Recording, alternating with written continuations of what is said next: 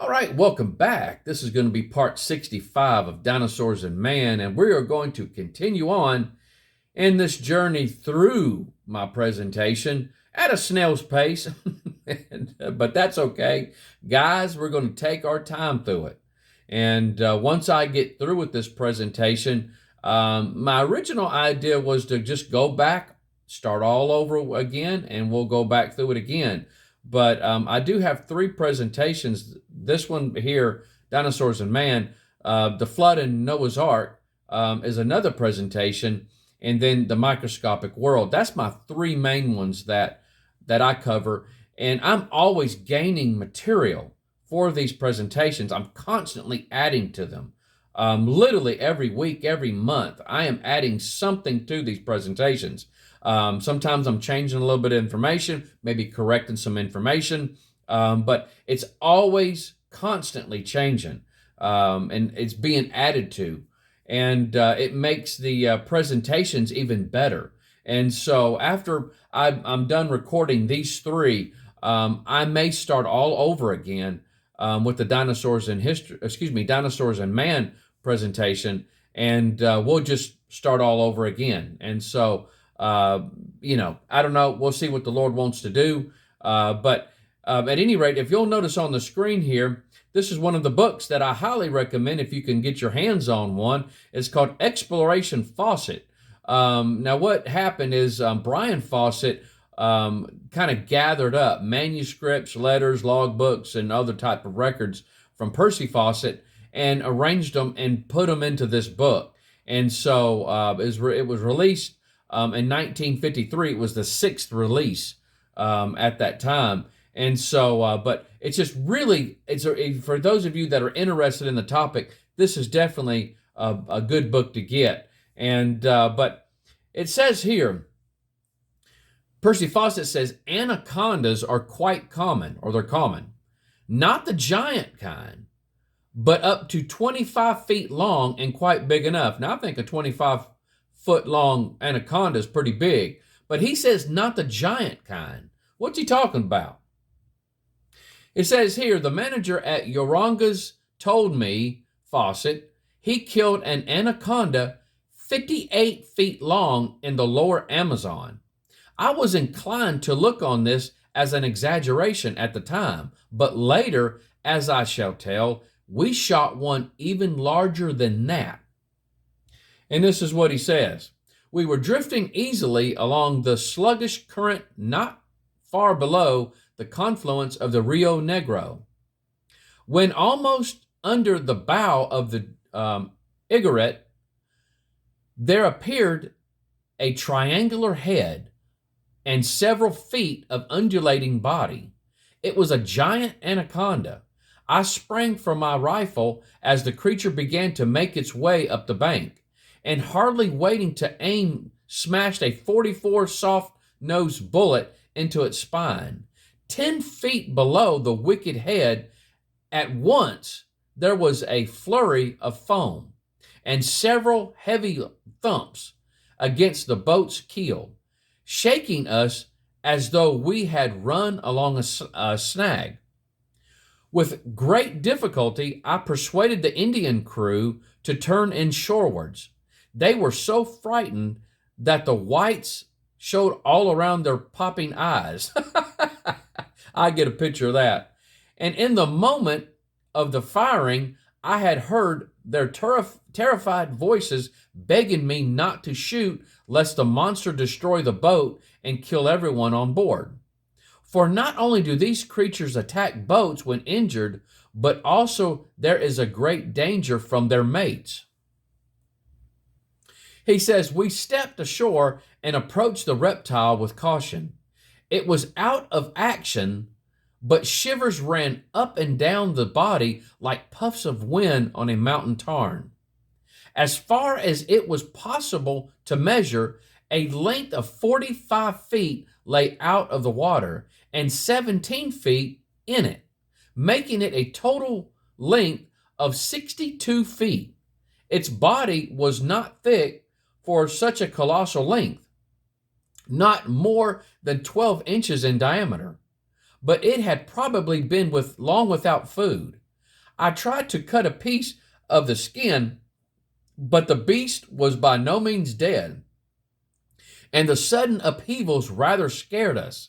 A penetrating foetid odor emanated from the snake, probably its breath, which is believed to have a stupefying effect, first attracting and later paralyzing its prey.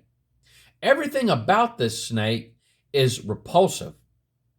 I got a little note down there. It says, when this serpent was reported in London, he says, my father was pronounced an utter liar. And so that was Brian making that little extra comment there. He says, such large specimens as this may not be common, but the trails in the swamps reach a width of 6 feet and support the statements of Indians and rubber pickers that the anaconda sometimes reaches an incredible size, altogether dwarfing that shot by me. The Brazilian Boundary Commission told me of one they killed in the Rio Paraguay exceeding 80 feet in length. In the Araguay and Tocantins basins, there is a black variety known as the dormidra, or sleeper, from the loud snoring noise it makes. It is reputed to reach a huge size, but I never saw one. These reptiles live principally in the swamps, for unlike the rivers, which often become mere ditches of mud in the dry season, the swamps always remain. To venture into the haunts of the anaconda is to flirt with death. And so again, this came from Exploration Fawcett. And of course, those that weren't there, of course, they're going to say, as Brian Fawcett was talking about his father, they were saying he was a liar because, Percy was there and they weren't. So, it just tickles me how people will quickly, negate the reporting or the experience of an individual that actually made the sighting and eyewitness testimony. And so, but going on, we're going to take a little look at another account from The Rivers Ran East by Leonard Clark.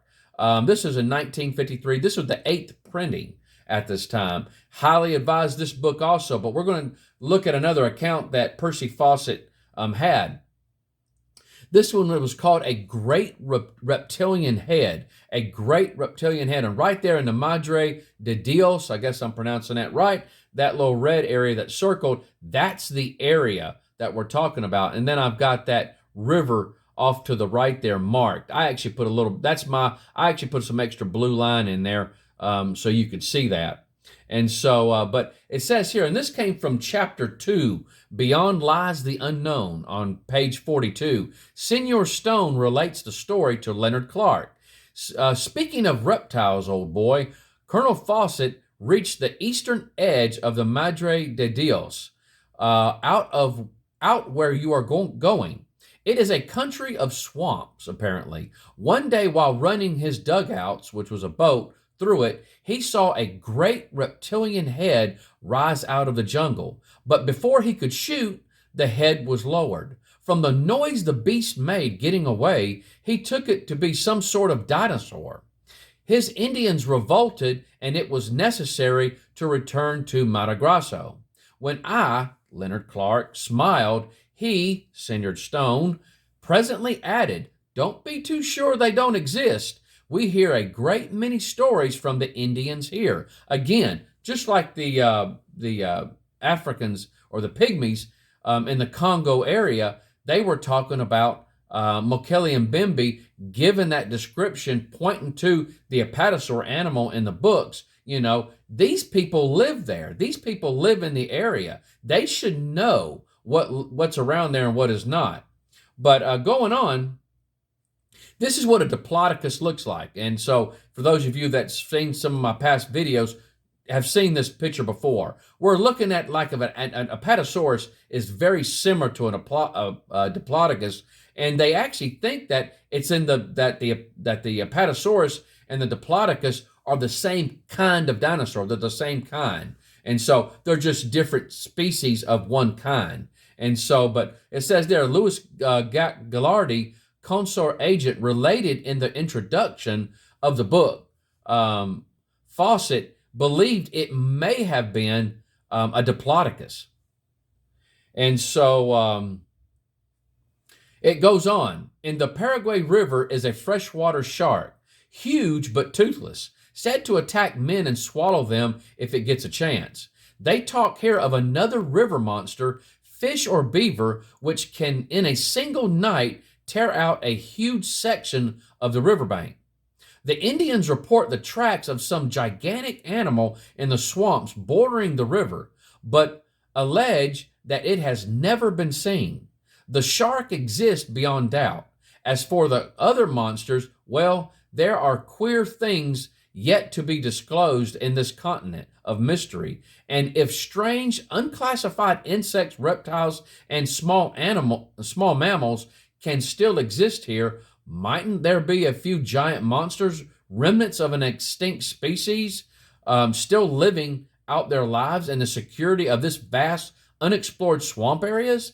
In the Madidi, in Bolivia, enormous tracks have been found, and Indians there talk of a huge creature described at times half submerged in the swamps. And so, if they're talking about a Diplodocus animal, this is what they're possibly looking at. You know, the head and neck rising out of the water, and then you got the back. Very common thing that people have reported. It goes on, huge tracks. It says, in the forest were various beasts still unfamiliar to zoologists, such as the mitla, which I have seen twice, a black dog-like cat about the size of a foxhound. There were snakes and insects yet known to scientists. And in the forest of the Madidi, some mysterious and enormous beast has frequently been disturbed in the swamps, possibly a primeval monster like those reported in other parts of the continent. Certainly tracks have been found belonging to no known animal, huge tracks, far greater than could have been made by any species we know. The anaconda attains greater dimensions there than is generally admitted, but if reports from reputable travelers are persistently disbelieved, there is no way of proving it. They are dangerous reptiles to meet and almost impossible to capture because of their prodigious strength. Now that word prodigious means huge or enormous in size. It says the really big ones, that is. And so, again, I agree what he's saying there. If you've got good reports from reputable people and people still won't believe it, it hinders good research. It hinders good science and researching what could still be out there and actually discovering animals that we thought never existed or had become extinct. And so another good book that you guys might want to check out if you want to get into this this topic is Chronicles of Dinosauria by Dave Wetzel. I hope I'm pronouncing that right. If you guys want to go to his website, go to www.genesispark.com. And so now this guy here has actually made some trips or exploration out into the jungles of Africa. And so, you know, I'd highly advise you guys to check him out. He's always trying to keep up with the evidence of dinosaurs and man. And so for you guys to look at what I'm talking about, this is that book. It's a really good book. And it's got all types of stuff in here. I mean, all types of stuff. Some things I haven't shown you guys. But I did go to his website and learned of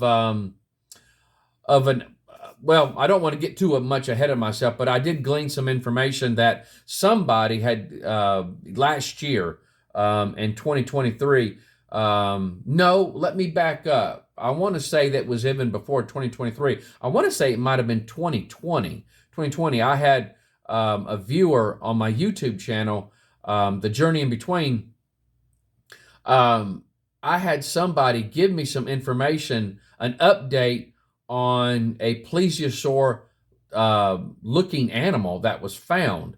And so we're going to talk about that. We're going to talk about that, and I'm going to share with you that information. But they pointed me to Dave Wetzel's webpage, that I could find that information, and I was able to find that information, and so I was really appreciative of that. So that's the thing about it, guys. If some of you out there that are viewing this material, if you find or see something that would help me, maybe something I didn't know or some new information that's been brought out, please share it with me. I will check it out.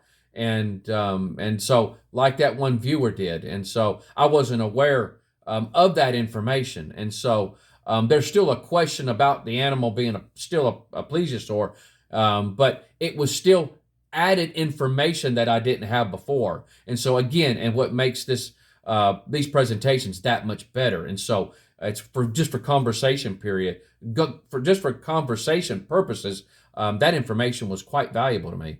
And so, but at any rate, guys, we're going to stop right there. I'll be looking forward to the next one. We're just going to continue on in this area of the Amazon. I hope you guys have a great day, and the Lord blesses you real good. I love you. You take care. Bye-bye.